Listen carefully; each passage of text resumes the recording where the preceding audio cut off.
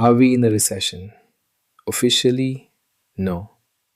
Ask the people in charge of the numbers, and the economy is growing, unemployment is low, and everything is fine.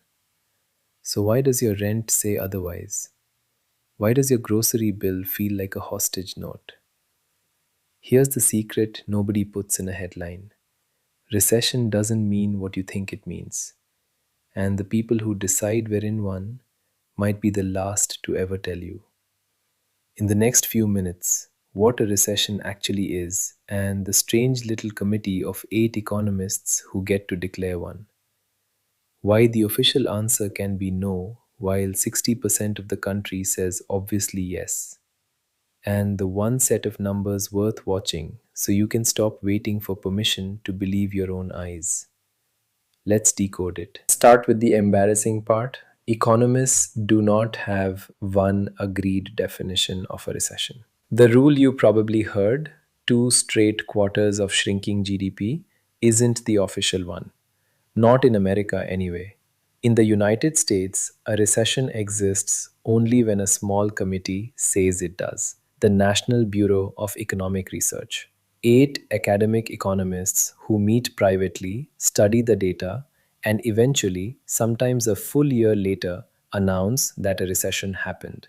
And I do mean happened, past tense. The committee waits until the evidence is overwhelming. The 2008 recession started in December 2007. The committee announced it in December 2008. The economy had been sinking for a full year before it was official. So here's your first quotable truth: a recession is declared the way a funeral is scheduled, long after the death. If you're waiting for the official announcement to know whether times are hard, you're reading yesterday's weather report. Now, the question behind the question: if we're not officially in a recession, why does it feel like we are? Because the official scoreboard measures the wrong game. GDP measures total output. Unemployment counts who has a job. Neither one asks the only question you actually care about: can a normal paycheck still buy a normal life?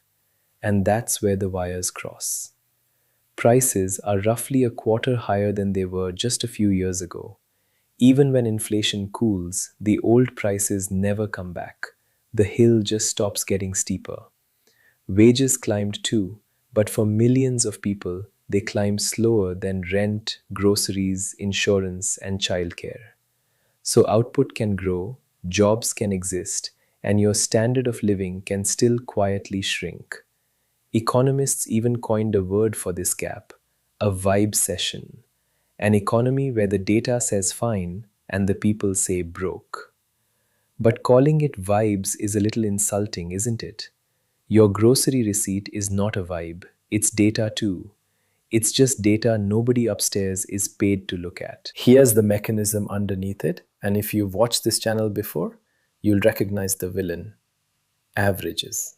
The economy can genuinely boom at the top while stagnating at the bottom. And the average of those two stories reads as growth. If the richest 10% increase their spending while everyone else cuts back, total consumer spending still goes up. The headline says the consumer is strong. Which consumer? Not most of them. Some economists call this a K-shaped economy. One arm of the K rising. Asset owners, high earners, big companies. One arm falling. Renters, young workers, anyone whose income arrives as a paycheck instead of a portfolio. Average the two arms and you get a flat, healthy looking line that describes nobody. So, are we in a recession is almost the wrong question. The better question is, which economy are you standing in?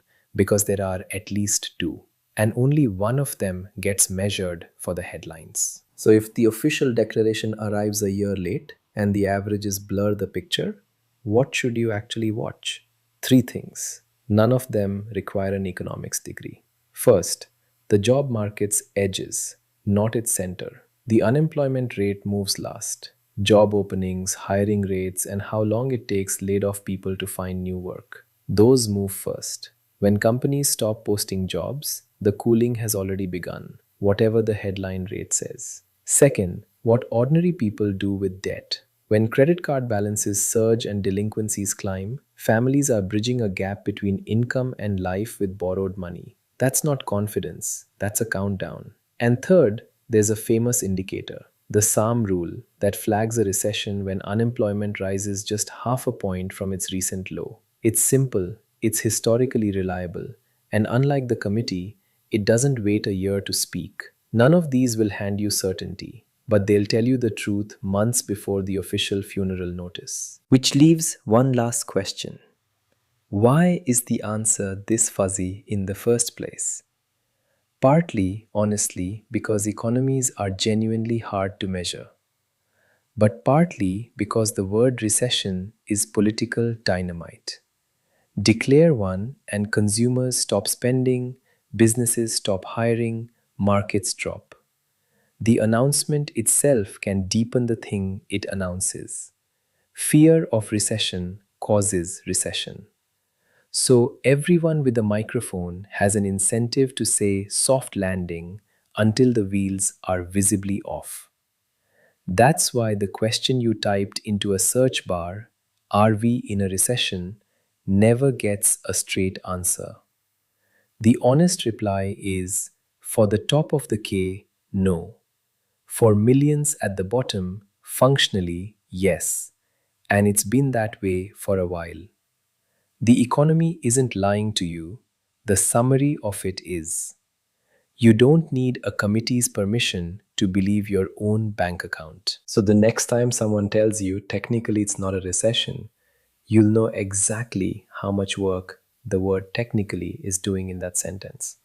If someone in your life keeps asking why everything feels broke when the news says boom, send them this video. It'll save you an hour of explaining. And if you want the full story of how the official numbers lost touch with real life, that's the video that started this whole series, and it's on your screen right now. This is Economics Decoded. Keep questioning the numbers. I'll see you in the next one.